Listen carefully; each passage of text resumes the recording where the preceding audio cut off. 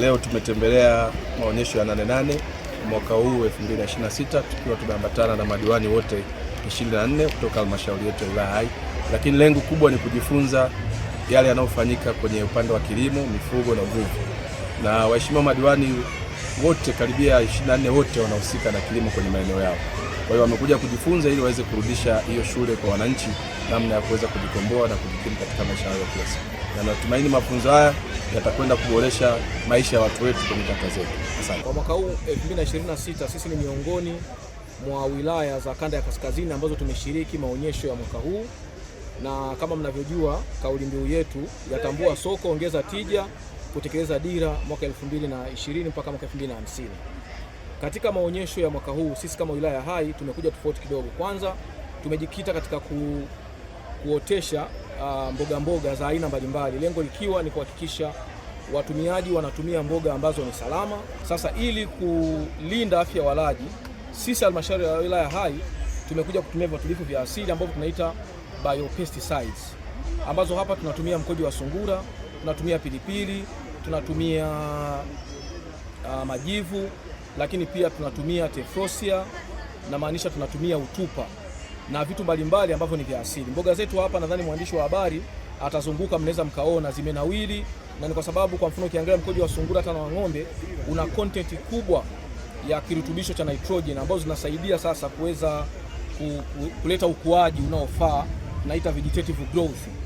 Na hatukuishia hapo. Sisi kama division ya kilimo kwenye halmashauri yetu ya wilaya Hai tumeweka utaratibu wa kuhakikisha kila afisa kilimo katika vijiji vyote na katika kata zote 17, kila afisa kilimo wanakuwa na bustani 2 kwenye shule 2, ambapo watoto sasa watafundishwa namna ya kuotesha bustani ambazo tunaita kitchen garden, lakini nyingine zitakuwa kwenye matuta kama mnavyoona, ili kuwawezesha waweze kutumia mboga za majani wakati wote. Na taski hii ambayo tumewapa maafisa kilimo tumeiweka kwenye mfumo wa PEPMIS ambao unapima utendaji wa kazi za maafisa ugani. Kwa tunatumai kwamba baada ya mwaka huu tunakwenda kuotesha bustani hizi katika vijiji 62 na katika shule ambazo ziko mjini. Watoto wetu walio katika shule za msingi lakini na sekondari watapata mboga ambazo ni salama, zinazotumia viuatilifu visivyokuwa na kemikali. Lakini pia tuna wajasiriamali ambao wamefundishwa namna ya kuongeza tija.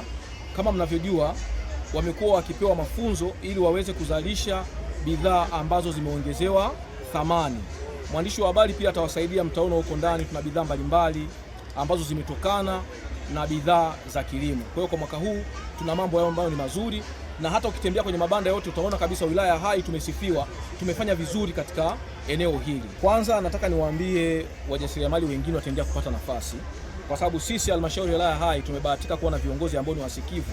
Naweza kusema hili bila kificho. Kwanza mkurugenzi wangu mtendaji wa halmashauri ya wilaya Hai, ndugu yangu Myinga, alishirikishwa hili na mkuu wa division ambaye ni Lekei, na akakubali. Wajasiriamali unaowaona hapa halmashauri ya wilaya Hai imerahisisha kufika kwao, lakini hapo nyuma pia walijengewa uwezo wa namna ya kuongeza thamani na kufanya packaging, kwa maana ya vile vifungashio ambavyo kwanza ndafiki kwa mazingira, lakini pia vinaweza vikawekewa bidhaa ambazo ni nzuri. Kwa hiyo tunawashauri pia waendelee kushirikiana na sisi ili waje tuwalete huku waweze kupata soko zaidi la Hai. Mimi naitwa Ruth Alexander Lambia, mkurugenzi wa Shalom Product unaojihusisha na usindikaji wa viungo vya chakula, viungo vya chai na kubalisha.